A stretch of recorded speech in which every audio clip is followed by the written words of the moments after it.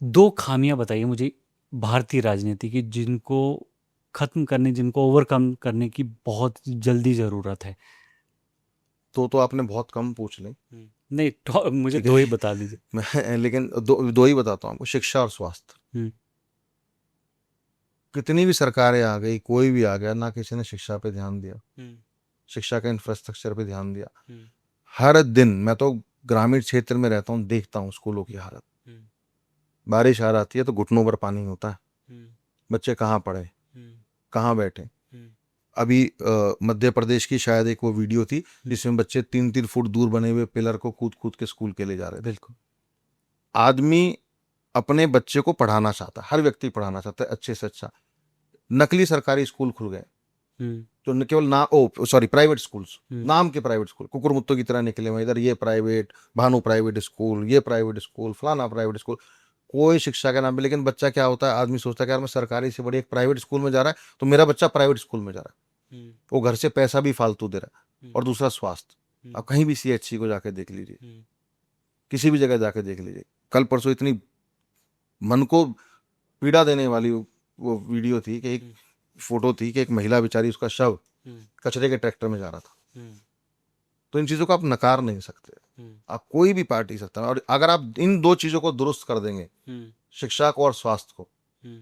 गरीबी लेवल से आप देखना 5 साल में कितने लोग गरीबी रेखा से ऊपर आ रखा है। हम्म। सबसे बड़ा जो खर्चा अगर कोई व्यक्ति करता है ना अपने हम्म। जीवन में, गरीब आदमी, वो कहीं भी मरता है हम्म। तो सबसे ज़्यादा हेल्थ पे हम्म। और एजुकेशन पे। एक बार हॉस्पिटल चला जाएगा, 5-7 लाख रुपए दे के आएगा। हम्म। एक बच्चे का एडमिशन कराने के लिए लोन लेगा, घर के गहने बेचेगा, जमीन को बेचेगा, तब उसको कहीं पढ़ाने के लिए भेजा। हम्म। अब दो चीज़ दुरुस्त कर दो, हम्म। आधे हिंदुस्तान की गरीबी खत्म। तो ये दो मुद्दे मैं मानता हूँ, शिक्षा और तो स्वास्थ्य। इतनी छोटी सी चीज को ये सरकारें क्यों नहीं समझ पा रही हैं, ये ये पार्टियां क्यों नहीं? दुर्भाग्य है, इतना साल दो गए, इतने देश को आजाद हुए हो गए, किसी पार्टी केवल ये मुद्दे बने रहते हैं। हम्म। जैसे गरीबी हटाओ का नारा है ना, ऐसे मुद्दे बने रहते हैं, शिक्षा को बढ़िया करेंगे, स्वास्थ्य को बढ़िया करेंगे, ये करेंगे। कोई उसका इंफ्रास्ट्रक्चर नहीं बढ़िया हो हम्म। रहा। एक आदमी, मैं कह रहा हूँ पूरे मथुरा इतना बड़ा जनपद है, हम्म। एक बड़ा हॉस्पिटल आप बता दो, हम्म। वो ही बैठ के बड़ी बड़ी बातें करते रहे वहां के जनप्रतिनिधि। हम्म। मैं आपके चैनल के माध्यम से कह रहा हूँ, बच्चों को पढ़ने के लिए कोई बड़ा कॉलेज बता दो आप, हम्म। सरकारी। आदमी या तो जयपुर भागता है इलाज के लिए, हम्म। एसएमएस, या आगरा भागता है, या दिल्ली एम्स में धक्के खाता है, हम्म। और नहीं तो प्राइवेट अस्पतालों में लुटता है। हम्म। तीसरा कोई ऑप्शन नहीं है, नहीं तो बेचारा मरता है चौथे ऑप्शन। हम्म। आयुष्मान भारत जो स्कीम है, उसकी हकीकत क्या है? आप ग्राउंड पे रहते हैं, क्योंकि वहाँ पर उसकी जो एलिजिबिलिटी है, जो क्राइटेरिया एलिजिबिलिटी क्राइटेरिया, वही फुलफिल नहीं कर पाता है इंसान। नहीं। तो मुझे बताइए कि कितना मुश्किल है आयुष्मान भारत कार्ड बनवाना भी आज के टाइम पर। अब ये चीजें ना, अब मैं आपको कहूंगा तो, अभी जो बात चल रही थी, मतलब बड़े बड़े सेंसिटिव चीजें कहूंगा हम्म। तो कंट्रोवर्सी बन जाएगी किसी चीज की। आयुष्मान कार्ड बनवाने के लिए लोग पैसे मांग रहे हैं, ऑन रिकॉर्ड बताता हूँ। कैसे? भाई आप कार्ड बनवाने हैं, आपको आपको एक गरीब आदमी बेचारा जानता ही नहीं है क्या क्या चीजें मेरे को भरनी है, क्या क्या चीजें नहीं भरनी, वो अपलोड करना नहीं जानता, बनाना नहीं जानता। वो अधिकारी होगा या कोई भी XYZ आदमी होगा, वो पैसे लेगा हम्म। कि साहब इतने पैसे में बनेगा हम्म। आयुष्मान कार्ड। हम्म। कई कई जगह मैं आपको ऐसी धांधली बता दूंगा कि भाई वहां पर पता लगा आयुष्मान कार्ड है, अब वो कहेंगे जी, कोई कहने लगे प्रूफ। मेरे को तो लोग, मैं जनता के बीच में रहता हूँ, लोगों के बीच में रहता हूँ, तो कहीं ना कहीं मैं आपको लोगों की सुनी हुई बातें बता रहा हूँ। जो लोग कहते हैं हम्म। कि आयुष्मान कार्ड में 5 लाख की लिमिट है, वो हम्म। लिमिट जैसे जैसे आप इलाज कराते रहे तो कम होती रहती, 10,000 करा ली तो वहाँ क्या है, किसी का इलाज हुआ 10,000 का, हम्म। तो काट दिए 50,000। अच्छा। इसी तरीके की धांधली सुनने में आ रही है। हम्म। अब उन चीजों की वो टैपिंग करनी, नहीं हम्म। तो वो फिर वो राजीव गांधी जी वाली बात हो जाएगी ना, रुपया पहुंचा और 15 पैसे हम्म। भेजा और 15 पैसे पहुंचे। हम्म। हर फॉर्म को, आप आयुष्मान छोड़िए, हम्म। हर फॉर्म को भरने के लिए, या जो चीज जरा सी भी कंप्यूटर से रिलेटेड है, जो मतलब एक नॉर्मल उसमें इनएक्सेसिबल है, या जिसकी साइट नहीं खुलनी है साइट को, उसके लिए हर किसी के लिए पैसे दिए जा रहे हैं। हम्म। आप चले, कोई भी मेरे साथ चले, बिना कुर्ता पजामा पहने के नॉर्मल हम्म। ग्रामीण परिवेश में, उसको असलियत पता लग जाएगी, पैसे हम्म। नहीं दिए जा रहे, तो हम्म। बताइए। अब कहने को सरकार की योजनाएं आ रही हैं, अब हम्म। योजना नीचे तक, भाई धरातल पे तो वहीं के आदमी, हम्म। वहीं के जनप्रतिनिधि, वहीं के लोकल लोग, वहीं के लोकल अधिकारी, वो कुछ हम्म। नहीं। सेम चीज़ मुझे पता चली कि जब ये प्रधानमंत्री ग्रामीण आवास में। आवास योजना में बहुत मैसिव लेवल पे करप्शन है। हाँ जी। मतलब वो एक किस्तों में पैसा आता है, तो हर किस्त पे कट बने हुए हैं कि प्रधान इतना लेगा, ऊपर जो सेक्रेटरी वो इतना लेगा, है ना, आपका बीडीओ इतना लेगा। इसका तो एक पूरी एक काफी समय हो गया, उस पर एक आर्टिकल छपा था, उसमें उस पर संज्ञान लिया गया था कि एक व्यक्ति ने पहले 600 लोगों को पात्र कर दिया। फिगर हो सकता है, मैं गलत बता रहा हूँ, हाँ। या कुछ भी, फॉर एग्जाम्पल बता रहा हूँ, जैसे 600 लोगों को पात्र कर दिया कि वो 600 लोग पात्र हैं ग्रामीण उसके लिए, प्रधानमंत्री आवास के लिए। उसके बाद में उसने कहा नहीं जी, इनमें से केवल 200 पात्र है, 400 नहीं है। तो उससे पूछा गया भाई पहले 600 कैसे पात्र थे और अब 400 अपात्र कैसे हो गए? वो केवल खेलता पैसे का।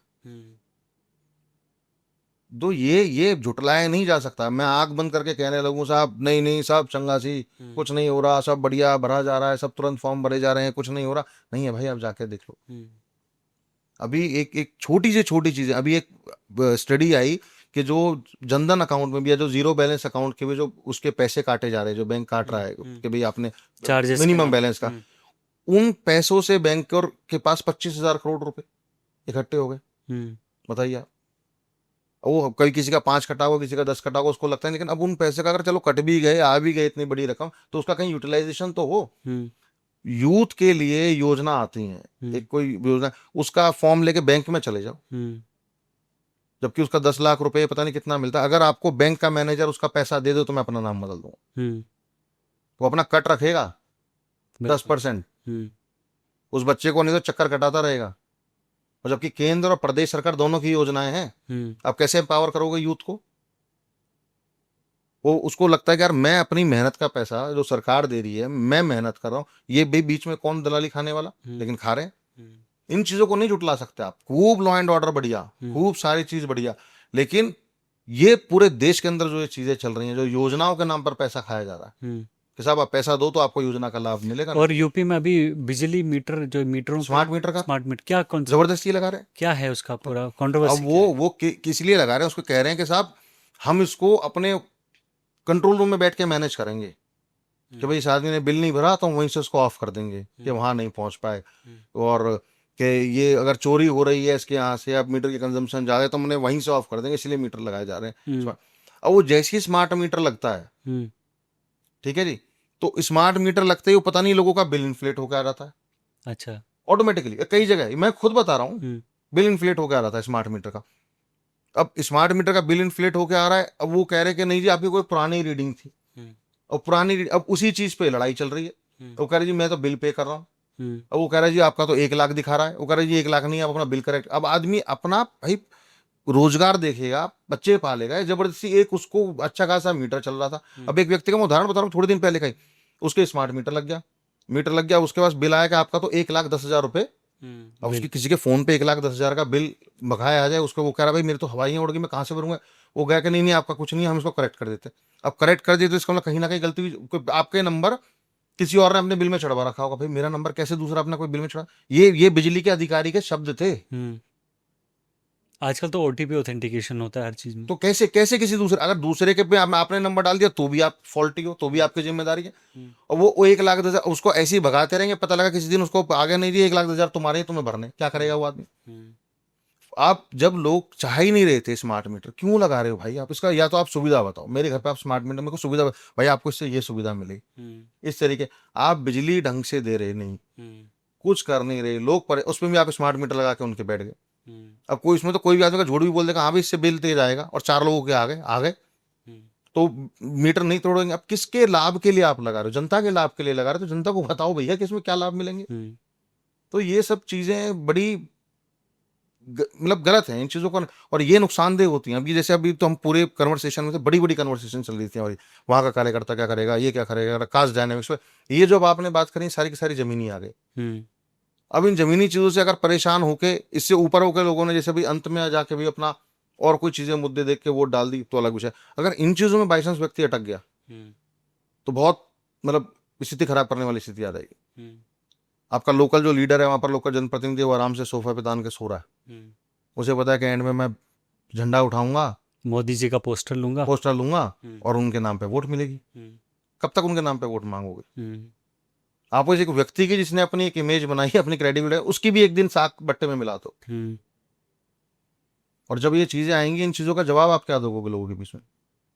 हमारे यहाँ अब कहो तो मैं मुद्दा, हमारे एक शुगर मिल है, वो हर साल चुनाव के समय पर उसका मुद्दा उठता है। मथुरा में क्या है उसका मुद्दा? शुगर मिल बंद पड़ी है, सालों से बंद पड़ी है। और वो एक समय पे आप ये मानिए वो शुगर मिल छाता विधानसभा का एरिया लगता है, वो छाता क्षेत्र है। तो छाता मथुरा क्या आसपास के जनपद के लोगों के लिए एक तरीके से संजीवनी थी। अच्छा, रोजगार का बहुत साधन। 48,000 से ज्यादा किसान जुड़ा हुआ था उससे, अरे वाह। 48,000 से ज्यादा। और लोग वहां मजबूरी में अब धान की खेती करते हैं। अच्छा, गन्ना नहीं उगाते हैं। अब मिल ही नहीं है, मिल ही बंद पड़ी है, वो स्क्रैप हो गया। अब मैं उसको जाता हूँ जब भी अपने घर के आसपास देखता हूँ, उसको जर्जर होते हुए देखता हूँ। एक चलती हुई मिल को मैंने अपने आगे खंडर होते हुए देखा।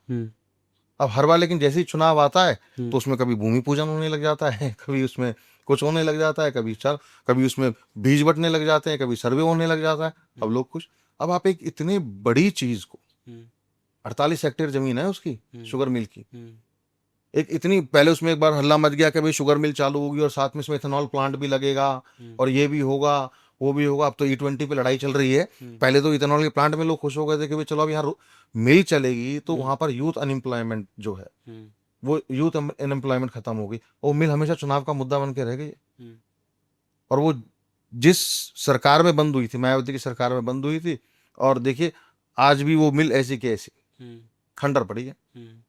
तो ये चीजें सामने दिखती हैं तो दुख होता है। जनपद में मैं कह रहा हूँ, मैं बाहर के जनपद की ज्यादा बड़ी बात है, अपने जनपद में इतना मथुरा कोई ऐसा तो है नहीं कि कोई जिसको जरूरत हो किसी जनपद को। कोई मथुरा यूपी के कोई पिछड़े डिस्ट्रिक्ट की बात करे, कई ऐसे हैं, तो मथुरा तो एक पूरे विश्व में नाम है जनपद।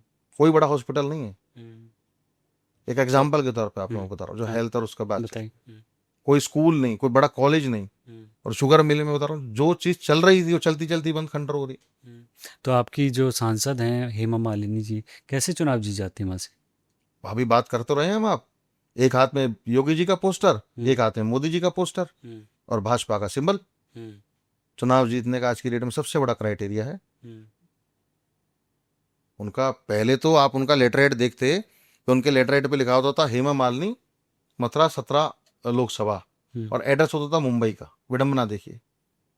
अच्छा, उनके लेटर हेड पे मथुरा का एड्रेस ही नहीं था। अच्छा, एड्रेस ही बॉम्बे का था। अब इस 2024 के बाद से उन्होंने मथुरा एड्रेस बड़ा बड़ा ब्रैकेट में करके डालने लग गए। अच्छा, कई बार बड़ा मुद्दा चला था कि बाहर ही भगाओ, लोकल लाओ, तो इस तरीके से।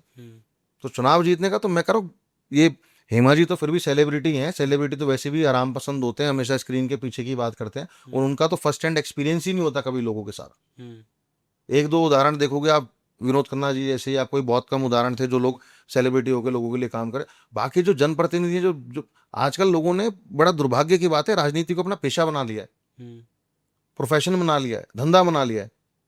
ये जन सेवा का काम नहीं रहा आज की डेट में लोगों के अंदर। जो जीते हुए प्रतिनिधि हो, जीती हुई सरकार हो, कोई भी, किसी को बुरा लगे तो लगे, तो लोगों के अंदर एक ये भावना नहीं रही कि मेरे को सेवा करनी है, मेरे को लोगों के लिए मैं आज एक टिकट बन के लेके MLA बन जाऊंगा, सांसद बन जाऊंगा, मंत्री बन जाऊंगा तो मैं लोगों के लिए। उनके लिए नहीं।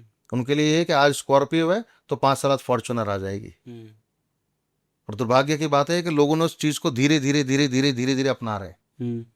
न्यू नॉर्मल बन गया। न्यू नॉर्मल बन गया। कह रहे साहब MLA साहब, अभी तो स्कॉर्पियो 5 साल बाद तो फॉर्च्यूनर में चलना तो लाजमी है। ये नहीं होना चाहिए। हमने ऐसे ऐसे लोग भी देखे, ऐसे ऐसे नेता भी देखे जो लोगों के साथ रिक्शों में जाते थे काम करने के लिए। आजकल वैसे नेता चुनाव नहीं जीतते हैं, पर हाँ, नहीं, दुर्भाग्य है, नहीं जीतते। रिक्शे में जाने की तो बात दूर है, अगर उनके कुर्ते पे से कला फट जाए तब वो नहीं जाएंगे कहीं पर। तो ये बहुत मतलब एक आंतरिक विषय है मन के, जो मैं यहाँ कहीं चर्चा नहीं करना चाहता, लेकिन ये बड़ा दुर्भाग्य है, बड़ा मन को पीड़ा होती है। लोगों को भी सचेत होना चाहिए, लोगों को भी जागरूक होना चाहिए। अरे ऐसे नेता को भगाओ आप भैया, किसी का भी सिंबल लेके आओ आप, किसी का भी कुछ भी लेके आओ, जो काम करता है उसको आगे बढ़ाओ।